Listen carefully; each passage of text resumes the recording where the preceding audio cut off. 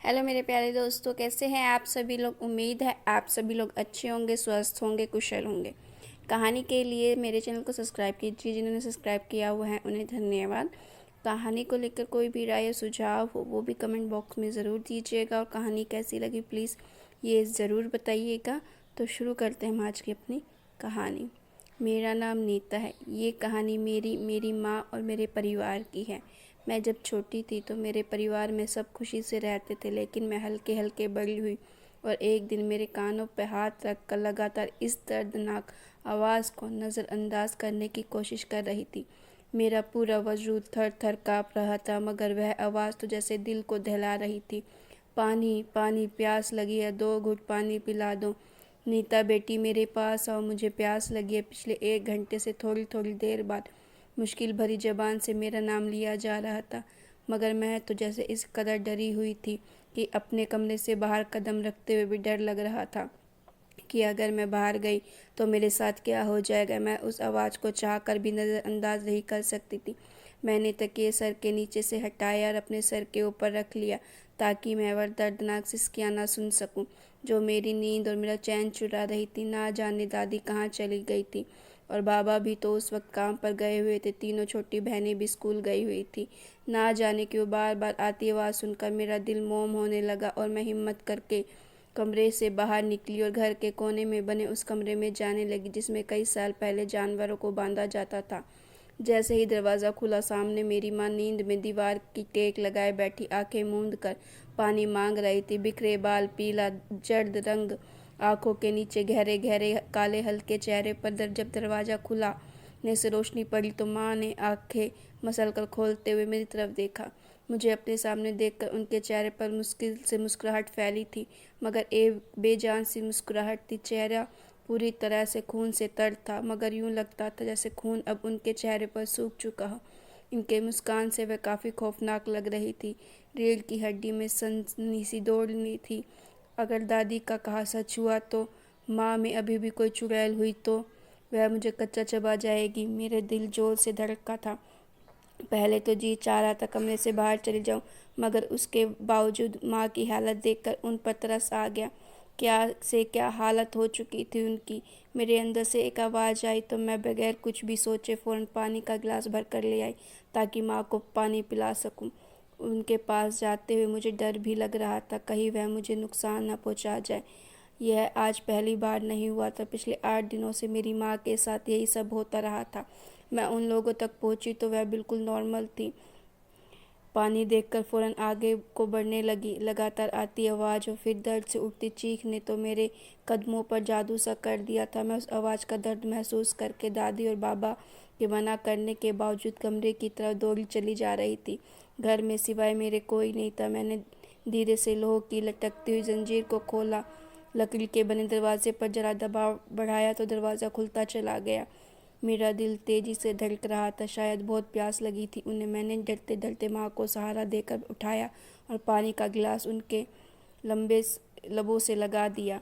उनका वजूद कपकपा रहा था। वह तेजी से सांसें ले रही थी। मैंने उनको थाम कर पानी पिलाया तो कपकपी की वजह से चंद घूंटी उनके हलक से नीचे उतर पाए थे। बाकी सारा पानी तो मेरे कपड़ों पर गिर चुका था। मेरा खौफ अब काफ़ी हद तक कम हो चुका था। मुझे अपनी माँ की हालत देखकर रोना आ रहा था। मेरी माँ ऐसी तो ना थी जैसे मेरे बाबा और दादी ने उनकी हालत कर दी थी। मेरी सिसकिली बढ़ने लगी तो माँ ने बमुश्किल गर्दन फेर कर मेरी तरफ देखा। उनके लिए तो इस वक्त गर्दन घुमाकर मेरी तरफ रुख करना भी सबसे दुश्वार काम था। उनके गले पर रस्सियों के निशान थे। आज जिस तरह दादी माँ ने माँ के गले में तंग रस्सी बांधकर उन्हें बांधा था, उसके बाद माँ की गर्दन पर जख्म हो चुके थे। वह हकलाते हुए मुझे आधे अधूरे शब्दों में कहने लगी, मेरी बच्ची रोना नहीं, मैं बिल्कुल ठीक हूँ। कैसी माँ थी वह, इस हालत में भी कह रही थी कि ठीक है। मेरा दिल उनकी हालत देखकर किसी परिंदे की तरह तड़प रहा था। उनके घने लंबे बाल जो उनकी कमर तक आते थे, आज दादी ने उन्हें कोयले पर रखकर जला डाले थे। अभी तक उनके बालों से जलने की बू आ रही थी, जो जलकर बेढंगे तरीके से उनके गर्दन तक आ चुके थे। उनकी सफ़ेद दूध सी रंगत अब सफ़ेद नहीं रही थी। उन 8 दिनों में उनका चेहरा नील के निशानों से सांवला हो चुका था। उनका उनका जिस्म दर्द और जख्मों से चूर था। वजूद में कपकपी जारी थी और फिर भी वह कह रही थी कि वह ठीक है। मैं सिसक कर उनके गले लगकर रो पड़ी। आज बड़ी मुश्किल से माँ से मिलने का मौका हाथ आया था, वरना दादी मुझे माँ के करीब भी भटकने नहीं देती थी। दादी का कहना था कि माँ पर एक चुड़ैल का साया है, मगर आज जब मैं माँ के पास आई तो मुझे ऐसा कुछ भी महसूस नहीं हुआ था। मुझे लगा शायद दादी ने जो कुछ बोला वह झूठ था, और या फिर वह चुड़ैल माँ के शरीर को छोड़कर जा चुकी है और अब माँ बिल्कुल ठीक हो गई है। यही सोचते हुए मैं गिलास रखने के लिए जाने लगी तो माँ ने फ़ौरन मुझे पकड़कर वापस खींच लिया। मैं बौखला कर पलटी और माँ के करीब जा गिरी, मगर जब नज़र माँ के चेहरे पर पड़ी तो एक चीख मेरे हलक से निकली, क्योंकि माँ का चेहरा बहुत बुरी शक्ल में बदल चुका था। दरअसल मेरी दादी को पोते की ख्वाहिश थी और हम चारों बहनें ही थी। मैंने जब से होश संभाला था दादी के यही ताने माँ को देते देखा था कि मनुष्य औरत मुझे पोता भी नहीं दे सकती। मेरी माँ की जुबान पर हर वक्त एक चुप्पी रहती थी। वह चुपचाप घर के काम करती रहती। बात सिर्फ दादी की नहीं थी, बाबा का व्यवहार भी माँ से बहुत सख्त था। वह बात बात पर माँ से लड़ते झगड़ते थे और गालियाँ बकते रहते थे। यह बात यहीं तक सीमित नहीं थी, अब तो माँ बेटे माँ पर जुल्म के पहाड़ तोड़ रहे थे। एक बार मैं गहरी नींद में सो रही थी जब कानों में चीख की आवाज़ आने लगी। पहले तो लगा शायद ख्वाब सा है, मगर जब अपने करीब से छोटी बहन की सिसकियों की आवाज़ सुनी तो फ़ौरन जागने लगी। छोटी बहन मुझे बाजू से झंझोड़ कर उठा रही थी और रो रो कर सहमे हुए अंदाज में कह रही कि दीदी जल्दी उठो, बाहर बाबा और दादी माँ को बहुत मार रहे हैं। माँ दर्द से चीख रही है। दादी मेरी बात नहीं सुन रही। तुम ही उठकर उन्हें रोको। छोटी बहन बहुत ज़्यादा डरी हुई थी, उसके आंसू उसके गाल पर बह रहे थे। मैं फ़ौरन उठी और दिमाग को नींद से जगाते हुए उसकी कई बातों को समझने की कोशिश करने लगी। माँ की लगातार सिसकने की आवाज़ आ रही थी। वह रो रो कर कह रही थी कि महेश क्या करने लगे हो मेरे साथ? आखिर मैंने क्या किया है? मेरा कसूर क्या है? मेरी गलती क्या है? क्यों मुझे तुम लोग मारते रहते हो? मत बांधो मुझे, मुझ पर ऐसा जुल्म मत करो, भगवान के कहर से डरो। माँ के आंगन से आती आवाज़ों ने मेरा दिल दहला कर रख दिया था। मैं शायद अभी भी नींद में थी, इसीलिए चक्कर से आने लगे, मगर उसके बावजूद फ़ौरन उठी, भागकर कमरे से निकली हुई आंगन में पहुंची। जैसे ही मैंने आंगन में कदम रखा तो सामने का मंजर देखकर मेरे होश उड़ गए। मेरे माँ को दादी और बाबा ने चारपाई पर बांध रखा था। उनके हाथ पैर चारपाई पर रस्सियों से बांधे हुए थे। दादी माँ के मुंह पर एक के बाद एक ना जाने कितने थप्पड़ मार रहे थे। उनका चेहरा सुर्ख हो चुका था। दादी के हाथों के निशान उनके चेहरे पर बन चुके थे। मैं फ़ौरन दादी के पास गई और उन्हें रोकने लगी। आखिर वह माँ के साथ ऐसा क्यों कर रही थी, मैं कुछ समझ ना सकी, मगर तभी बाबा ने तो हद ही पार कर दी। एक मोटा डंडा हाथ में उठाया और गुस्से से आग बबूला होकर माँ पर डंडे बरसाने शुरू कर दिए। माँ दर्द से बिलबिला उठी। उनकी चीखें आसमान तक पहुँच रही थी। मेरे तो हाथ पाँव काँपने लगे थे। मैं अपनी जगह पर खड़ी होकर चीखने लगी थी। मैं तुरंत भागकर उन तक पहुंची और बाबा के हाथ से डंडा छीनने लगी, मगर बाबा ने मुझे तुरंत पीछे हटा दिया और एक बार फिर माँ की टांगों पर डंडे बरसाने लगे। माँ तो बेहोशी की हालत में हो चुकी थी। बाबा ने माँ को इतना मारा कि बाबा खुद भी माँ को मार मार कर थक गए थे। दादी माँ सिरहाने खड़ी बाबा को और ज़्यादा भटकाते हुए कह रही थी कि और मारो इसे, और मारो, इतना मारो कि इसके अंदर की सारी बलाएं बाहर निकल आएं। मुझे यह मंजर समझ में नहीं आ रहा था कि आखिर क्या गलती थी मेरी माँ की, जो सुबह सवेरे बाबा और दादी माँ के इस कदर मार रहे थे। माँ के चेहरे और टांगों से खून रिसने लगा था। मैं फ़ौरन माँ के पास जाने लगी तो दादी मुझे बाजू से पकड़कर दूर फेंक दिया और बोली कि खबरदार जो माँ के पास गई तो तुम्हारी माँ को चुड़ैल चिपटी हुई है, जिसको निकालना बहुत ज़रूरी है, वरना हम सब की जान को खतरा हो सकता है। दादी की बात सुनकर मेरे होश उड़ चुके थे। मैंने एक नज़र माँ को देखा और फिर रोते हुए दादी को मैं बोली कि ऐसा कुछ नहीं है, मेरी माँ बिल्कुल ठीक है। मगर दादी गुस्से से बोली कि तू बड़ी है या मैं बेहतर जानती हूँ क्या सही है और क्या गलत है। अगर इस हालत में तू अपनी माँ के पास गई तो तुझे भी अपने जैसा बना देगी। बाबा भी दादी का फेवर करते हुए मुझे माँ से दूर करने लगे और फिर कमरे में भेजकर दरवाज़ा बंद कर दिया। मैं और मेरी छोटी तीनों बहनें माँ की ये हालत देख कर रो रही थी। मुझे यह बात समझ नहीं आ रही थी कि आखिर अचानक बाबा को हो क्या गया है जो वे माँ के साथ ऐसा व्यवहार कर रहे थे।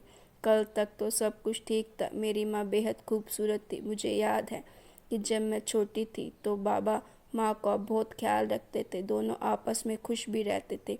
मगर यह बात मेरी दादी से बर्दाश्त नहीं होती थी। वह हर वक्त माँ के खिलाफ बाबा के कान भरती रहती। पहले पहल तो बाबा नज़रअंदाज करते रहते, मगर फिर उनके दिल में भी मेरी माँ के लिए नफ़रत के जज्बात उभरने लगे। वह पहले तो माँ की बुराई करने लगते, लेकिन फिर एक बार उनको थप्पड़ मार दिया। मेरी माँ को नानी के घर भी नहीं जाने देते थे। किचन में अगर माँ से कोई काम खराब हो जाता तो मेरी दादी माँ की चुटिया पकड़ कर खींच देती, उन्हें मारने लगती। मेरी माँ रोने लगती, लेकिन दादी को रहम ना आता और ना ही बाबा को। मैं कमरे में खिड़की से बाहर का मंजर बखूबी देख सकती थी, मगर काश मैं माँ के पास जाकर उनको इस जुल्म से बचा सकती। माँ दर्द से चीख कर बेहाल हो चुकी थी। बाबा माँ को मार मार कर अब डंडा एक तरफ फेंक चुके थे।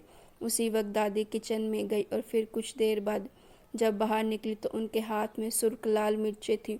उन्होंने एक थाली में उन मिर्चों को रखा और फिर जलते हुए अंगारों को उन मिर्ची पर रखकर उसने माँ के सिरहाने पर रख दिया। माँ जो दर्द के मारे लंबे लंबे सांस ले रही थी, जब मिर्ची का धुआं उनकी सांसों से होते हुए फेफड़ों तक गया तो वो खांसने लगी। बाबा और दादी ने अपने चेहरे के आगे एक मोटा कपड़ा रख लिया था। मेरी माँ बेचारी खांस खांस कर बेहाल हो चुकी थी। उनकी आंखें बिल्कुल सुर्ख हो चुकी थी। उनसे तो सांस लेना भी दूभर हो गया था। वह धुआं सीधा उनके चेहरे पर जा रहा था। दादी ने तो जुल्म की आज हद ही पार कर दी थी। मैं रो रो कर हाथ बांधते हुए बाबा और दादी की मिन्नतें कर रही थी कि प्लीज़ इन्हें छोड़ दो। इनकी गलती क्या है? वह किस गुनाह की सज़ा दे रहे हो?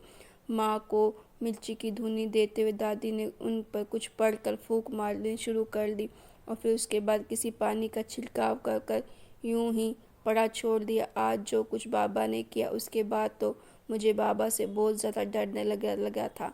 आखिर वह माँ पर ऐसा जुल्म कैसे कर सकते हैं? बाबा मेरे करीब आए और मुझे अपने पास लाकर बोले कि बेटी, अब अपनी माँ के बिल्कुल करीब मत जाना। उसके अंदर एक चुड़ैल आ चुकी है। वह हम सब के लिए खतरा है। बस जितना हो सके खुद भी उनसे दूर रहो और अपनी बहनों को भी वहाँ से दूर रखो। बाबा की आंखों में शक्ति थी। वह मुझे समझाने के बाद वहाँ से चले गए और फिर बेहोशी की हालत में दादी और बाबा ने माँ को उठाया, उसे एक पुराने कमरे में छोड़ने चले गए। वह कमरा जिनमें चंद साल पहले दादा के जानवर रहा करते थे। वहाँ माँ को वहीं गिराकर खुद बाहर निकल आए और दरवाजे की कुंडी लगा दी।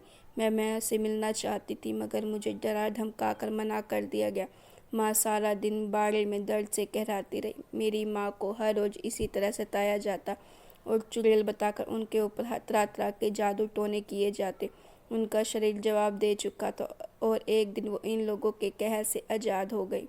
मैं पूछती हूँ, क्या कसूर था मेरी माँ का कि उनके साथ ऐसा किया जाता था? एक औरत होना इतना बड़ा पाप है, या फिर एक औरत होकर उसके गोद में बेटा ना होना पाप है? ये कौन सा समाज है जहाँ अपने घर के बेटों के लिए लड़की पढ़ी लिखी चाहिए, संस्कारी चाहिए, वह दूसरी ओर अपने घर में लड़की पैदा नहीं होनी चाहिए? मैं पूछती हूँ उस समाज से कि लड़का ना होने से उस माँ का क्या कसूर है जिसके साथ लड़का ना होने पर ऐसा व्यवहार किया जाता है? दोस्तों, लड़का होने की समस्या कोई बड़ी नहीं है जिसकी वजह से आप ये भूल जाते हैं कि जिस पर हम जुल्म कर रहे हैं वह भी आपकी माँ बहन की तरह है। अगर आपके घर की माँ बहन के साथ ऐसा हो तो कितना बुरा लगेगा। साइंस के हिसाब से भी लड़का ना होने की समस्या औरत से नहीं आदमी से होती है। इसीलिए जागरूक करो अपने आप को। अगर आपको हमारी स्टोरी पसंद हो तो दोस्तों और फैमिली में शेयर ज़रूर करें, और कहानी अच्छी लगे तो प्लीज़ लाइक भी ज़रूर करें। और ऐसी स्टोरीज़ के लिए मेरे चैनल को सब्सक्राइब ज़रूर कीजिएगा।